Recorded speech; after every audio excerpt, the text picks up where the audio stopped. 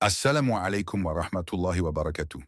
Bienvenue sur l'Arche de la foi, la chaîne qui explore la lumière divine à travers la conscience, l'âme et la sagesse du prophète Mohammed. Avant de commencer, abonne-toi si tu veux que chaque vidéo t'aide à marcher plus près d'Allah. Aujourd'hui, plongeons dans les 5 leçons de vie que le prophète nous a laissées avant de quitter ce monde. Des perles de sagesse éternelle qui réveillent le cœur et purifient l'âme. Dans les derniers instants de sa vie, le prophète Muhammad répétait ces mots. Qu'Allah maudisse ceux qui ont transformé les tombes de leurs prophètes en lieu d'adoration. Non pas par colère, mais par amour pour la pureté du Tawhid, ce lien direct, sans intermédiaire, entre le serviteur et son créateur. C'était comme s'il voulait nous dire, ne laissez jamais la sincérité mourir dans vos cœurs. La sincérité, c'est ce souffle invisible qui donne vie à chaque acte. Sans elle, la prière devient un simple mouvement. Le jeûne, une habitude. Le dhikr, un murmure sans écho. Mais quand le cœur agit pour Allah et seulement pour lui, le plus petit geste devient immense aux yeux du ciel. Allah dit, « Et ils ne reçurent l'ordre que d'adorer Allah, lui vouant un culte pur. » Sourate 98:5. Ce verset est une lumière. Il nous rappelle que tout ce que nous faisons, aimer, donner, prier, parler, doit être dirigé vers une seule direction, Allah. Mais combien de fois nos intentions se perdent-elles dans les regards des autres? Combien de fois prions-nous avec le corps, alors que l'âme regarde ailleurs? Imagine un instant que ton cœur soit un miroir. Quand il est pur, il reflète la lumière d'Allah. Mais chaque désir d'être vu, chaque recherche d'admiration, chaque comparaison avec autrui dépose une poussière sur ce miroir. Et à force de poussière, la lumière ne passe plus. Le prophète nous a appris que la valeur d'un acte dépend non pas de sa grandeur extérieure, mais de la pureté de l'intention. Une larme versée dans le secret peut valoir plus qu'une mosquée remplie d'applaudissements. Un sourire offert sans attente peut être plus lourd dans la balance que 1000 discours. Et toi, pourquoi pries-tu vraiment? Est-ce pour qu'Allah t'aime ou pour que les gens te voient? Quand tu dis Subhanallah, est-ce un mot qui sort de ta bouche ou un élan de ton âme vers celui qui t'a créé? Le monde aime ce qui brille, mais Allah aime ce qui est vrai. Les gens voient tes gestes, mais Allah voit ton intention. Tu peux tromper le regard des hommes, mais jamais celui qui lit dans ton cœur. Alors ferme les yeux un instant. Demande-toi, si tout disparaissait, la gloire, les regards, les félicitations, continuerais-je à faire le bien? Si la réponse est oui, alors tu as compris la sincérité. Car la sincérité, c'est ce moment où tu n'as plus besoin d'être vu, parce que tu sais qu'Allah te regarde. La pièce était silencieuse. Une lumière douce filtrait à travers le rideau de la chambre du messager d'Allah. L'air était lourd, empreint d'un mélange de tristesse et de paix. Les compagnons priaient en rangs serrés, leur cœur tremblant entre l'amour et la peur, conscients que leur prophète vivait ses derniers instants sur cette terre. Et soudain, le rideau bougea. Lentement, la main bénie du prophète souleva le tissu. Ses yeux, affaiblis par la douleur, se posèrent sur ses compagnons alignés en prière. Un léger sourire illumina son visage. Il ne leur parla pas. Il ne prononça pas un seul mot. Mais ce regard contenait tout l'amour, toute la satisfaction, toute la paix d'un homme qui voyait devant lui la preuve vivante de sa mission accomplie.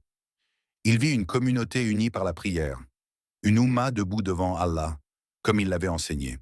C'était pour cela qu'il avait vécu, prêché, souffert et aimé.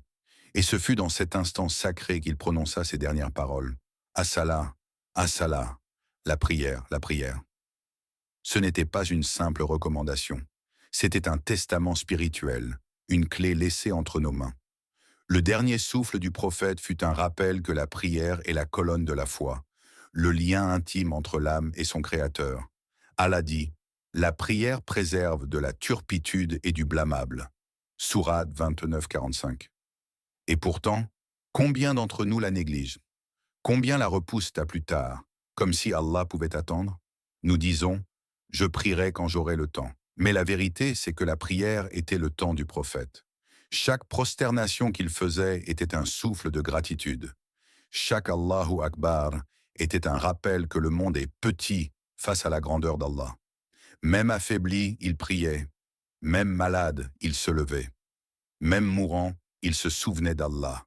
Imagine un instant, ton dernier souffle, ton cœur ralentit, tes yeux se ferment. Que souhaites-tu que ton dernier mot soit?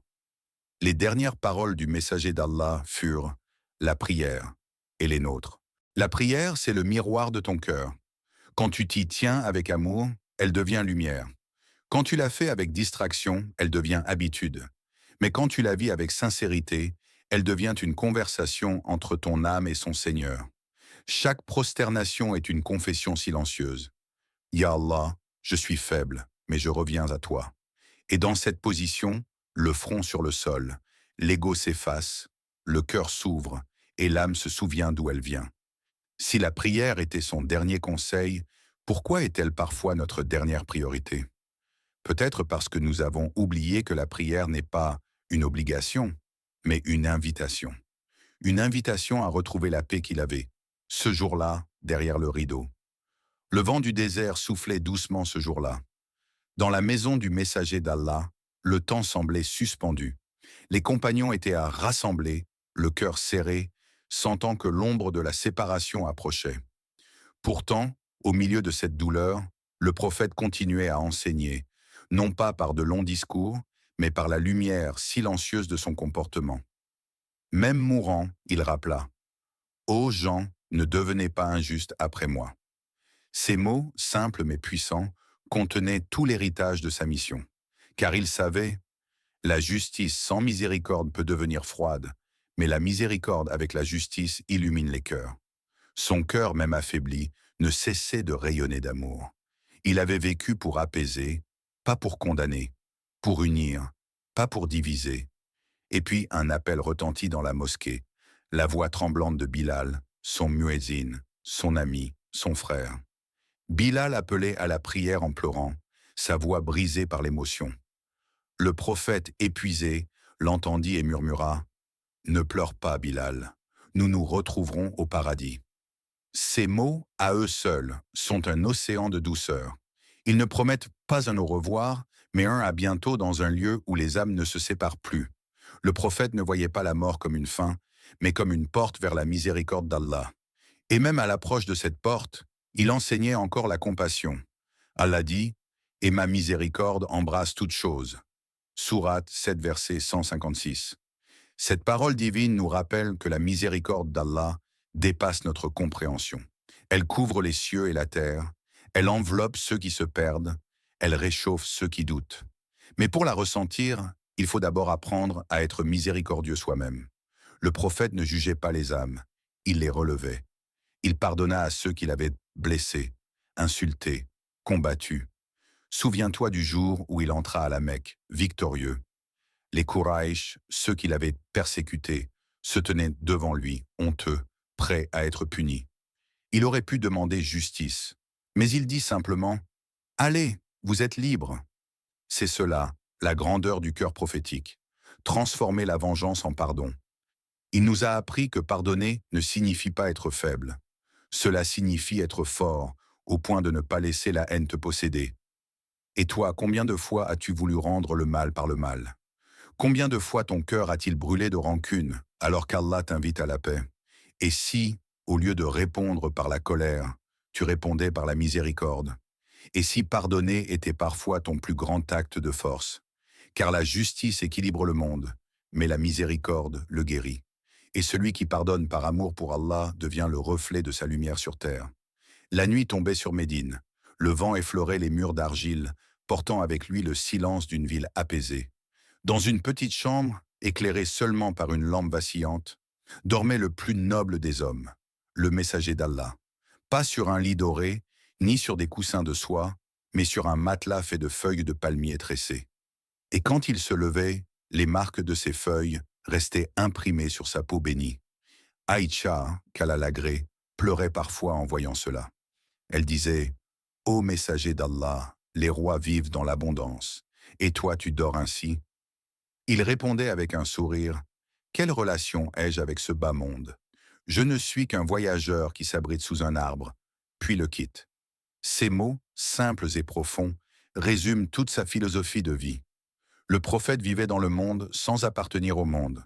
Son cœur était libre des chaînes de la possession, des désirs et des illusions. Lui, le chef d'une communauté, l'homme le plus aimé d'Allah, ne possédait presque rien. Et pourtant, il avait tout, la paix, la lumière, la proximité d'Allah. Allah dit, « Ne tends pas tes yeux vers ce que nous avons donné à certains.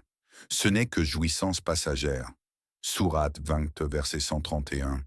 Cette parole divine est un rappel pour nos âmes fatiguées.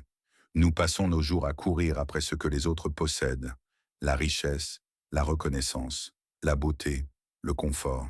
Mais chaque désir que nous attrapons se transforme en poussière entre nos mains, car tout ici-bas est éphémère, destiné à s'effacer. Regarde autour de toi, les maisons s'effondrent, les corps vieillissent, les visages changent, les fortunes se dispersent. Tout ce que tu vois finira par retourner à la terre, et toi aussi. Mais ton âme, elle, ne meurt pas. Elle voyage. Le prophète nous a montré comment vivre dans ce monde sans en devenir prisonnier. Il mangeait simplement, parfois des dattes et de l'eau. Il réparait lui-même ses sandales. Il saluait les pauvres avant les riches. Et lorsqu'on l'appelait le meilleur des hommes, il baissait les yeux, disant « Je ne suis qu'un serviteur d'Allah ». Quelle grandeur dans une telle humilité. Son exemple nous murmure « Ce n'est pas ce que tu possèdes qui te définit, mais ce que tu es devant Allah ». Et pourtant, combien d'entre nous s'attachent à des choses qui n'ont aucune valeur éternelle? Ferme les yeux un instant. Imagine ta vie comme un long voyage dans le désert. Tu trouves un arbre sous lequel tu t'abrites pour quelques heures. Tu y bois un peu d'eau, tu te reposes, puis tu continues ton chemin. Cet arbre, c'est la dunya. Tu n'y resteras pas. Mais certains s'y accrochent comme s'ils allaient y vivre pour toujours. As-tu oublié que tu n'es ici que de passage? L'humilité du prophète n'était pas une posture, c'était une vérité vécue. Il marchait avec légèreté parce qu'il savait que la vraie demeure n'est pas ici, mais là où les cœurs se reposent auprès d'Allah. Le soleil se couchait lentement sur Médine, étirant ses rayons dorés sur les ruelles silencieuses. Dans la maison du prophète, un murmure fragile s'élevait à travers la chambre. Ma'ouma, Ma'ouma. Chaque mot était comme une goutte de lumière tombant sur les cœurs des compagnons présents, une lueur dans la pénombre de la séparation imminente. Même au seuil de la mort, son esprit ne pensait pas à lui-même, mais à vous, à moi, à tous ceux qui suivraient son message. Son amour n'était pas limité par le temps ou la distance. Il transcendait les siècles, portant un soin sincère pour chaque membre de sa communauté. Il priait pour nous, ses fils et ses filles de cœur, avec la force silencieuse et infinie d'un serviteur d'Allah, pleinement conscient de la responsabilité qui lui avait été confiée. Imagine ce moment. Ton propre cœur brûle de peur, de tristesse, d'incertitude. Mais le prophète, faible et affaibli, ne fait qu'un seul geste, un seul murmure, et sa pensée s'élève vers Allah pour toi. Allah dit, « Il est plein de sollicitude pour vous, il est compatissant et miséricordieux envers les croyants. » Sourate 928. Chaque souffle qu'il rendait, chaque larme qui perlait sur ses joues, portait une prière pour que ses fidèles soient guidés, protégés et comblés de bénédictions. Cet amour n'était pas superficiel, il n'était pas basé sur les interactions quotidiennes ou les sourires visibles. C'était un amour profond, celui qui regarde derrière les masques, qui voit l'âme, qui connaît les faiblesses et les forces, et qui ne cesse jamais de solliciter la miséricorde d'Allah pour elle. Et toi, si le prophète priait pour toi jusqu'à ses derniers instants, combien de fois ton cœur s'élève-t-il pour lui? Combien de fois prends-tu un moment pour invoquer Allah, pour celui qui a sacrifié sa vie pour te montrer la voie? L'amour qu'il avait pour sa Oumma était à la fois doux et intense. Il ne criait pas, il ne proclamait pas sa grandeur. Il aimait par la prière, par l'attention constante, par le souci silencieux pour le bien-être spirituel de chaque âme. C'est un rappel que le véritable amour ne se mesure pas aux possessions matérielles ou aux déclarations bruyantes. Il se mesure dans le cœur, dans la sollicitude, dans l'élévation de l'âme vers Allah pour l'autre. Visualise un instant ce doux murmure. Maouma, Maouma. Ce n'est pas un appel de peur ou de détresse. C'est un appel d'amour, de protection, de guidance qui traverse le temps. Chaque fois que nous nous tournons vers Allah avec un cœur sincère, chaque fois que nous prions pour les autres, nous suivons les traces de ce modèle parfait. S'il lui a tant prié pour toi, pries-tu assez pour lui?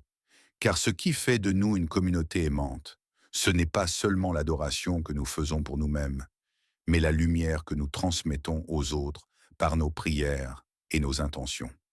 L'amour de la Oumma n'est pas un mot, c'est une action, et le prophète l'a vécu jusqu'au dernier souffle. La lumière du jour déclinait doucement, peignant la chambre d'une teinte dorée et paisible. La fatigue s'était emparée du corps du prophète, mais son esprit brillait toujours d'une clarté incomparable. Dans cette atmosphère empreinte de sérénité et de gravité, Fatima, qu'Allah l'agrée, sa fille bien-aimée, entra timidement. Ses yeux étaient rouges, les larmes menaçaient de couler, mais elle s'approcha avec courage. Le prophète, faible mais attentif, posa sa main sur la sienne et murmura, dans un souffle à peine audible, « Ma fille, je vais bientôt quitter ce monde, mais toi tu seras la première à me rejoindre. » Ces mots, à la fois doux et poignants, ne portaient aucune peur, seulement la certitude. Fatima sourit à travers ses larmes, comprenant que la mort n'était pas un adieu, mais une transition, une étape vers une vie plus proche d'Allah. Le cœur du prophète, même au seuil de la séparation ultime, continuait à transmettre la lumière divine à ceux qu'il aimait. Allah dit « Toute âme goûtera la mort ». Sourate 385. Ce verset résonne comme un écho dans le cœur de chaque croyant. La mort n'est pas une simple fin physique, elle est une étape, un passage vers l'éternité où les intentions et les actions prennent leur véritable valeur. Pourtant, nous vivons souvent comme si nous étions immortels, repoussant nos prières, nos actes de bienfaisance et nos rapprochements avec Allah à demain, à un futur incertain. Le prophète nous enseigne que la conscience de la mort doit éveiller notre âme. Chaque respiration est précieuse, chaque instant une opportunité de purification. Imagine-toi face à ton propre passage vers l'au-delà. Tes regrets, tes dettes spirituelles, tes prières oubliées. Tout prend une dimension nouvelle. Le temps devient une lumière précieuse à investir dans ce qui survivra à ton dernier souffle.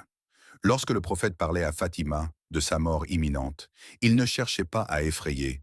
Il voulait préparer l'âme à reconnaître la vérité de ce voyage. Il voulait que nous comprenions que vivre pleinement ne signifie pas accumuler des biens matériels, mais enrichir notre âme, la nourrir de foi et de dévotion. Chaque fois que tu te rappelles la mort, ton cœur se recentre sur l'essentiel.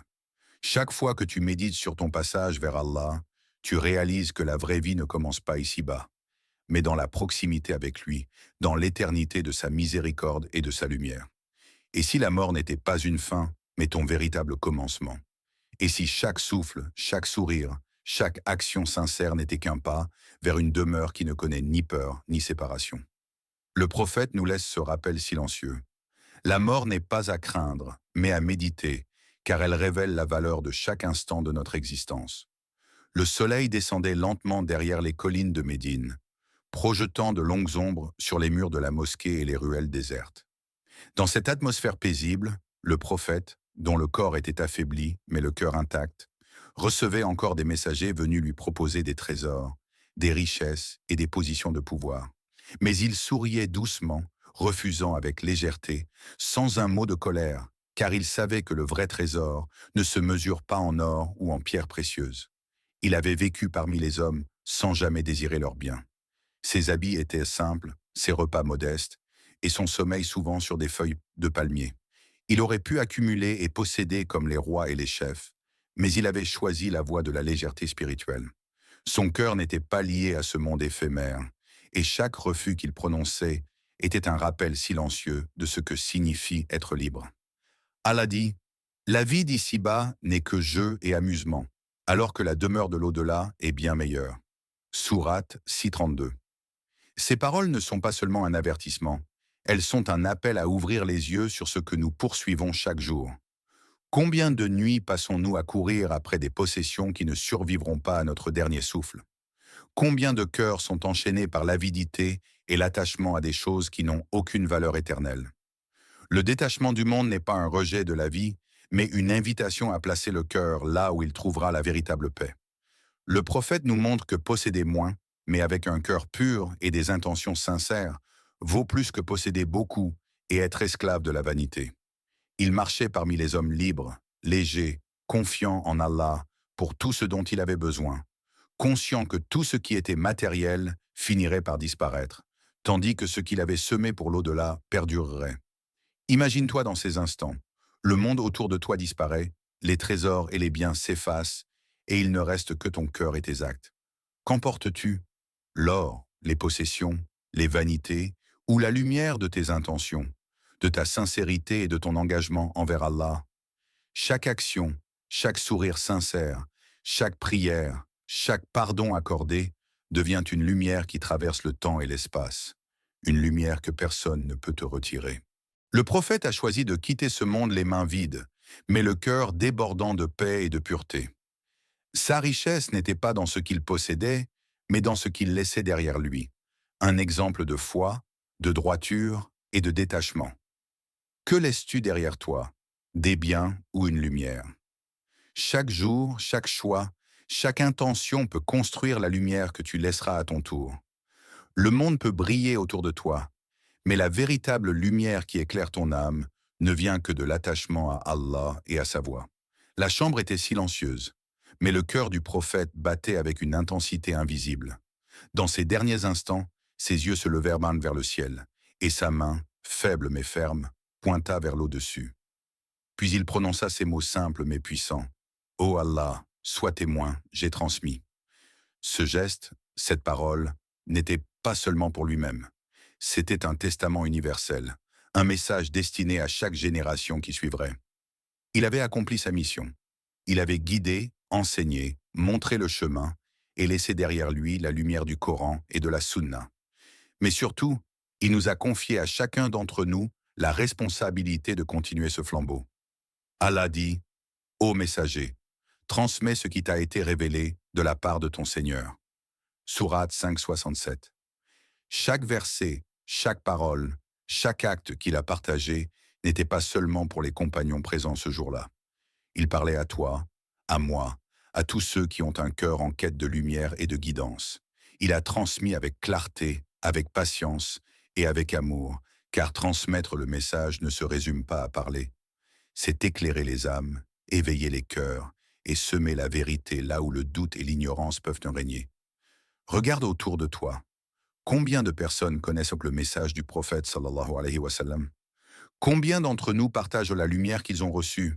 Il ne s'agit pas d'être érudit ou de parler à des foules, mais simplement de transmettre un verset, un conseil, un geste de bienveillance inspiré par l'islam.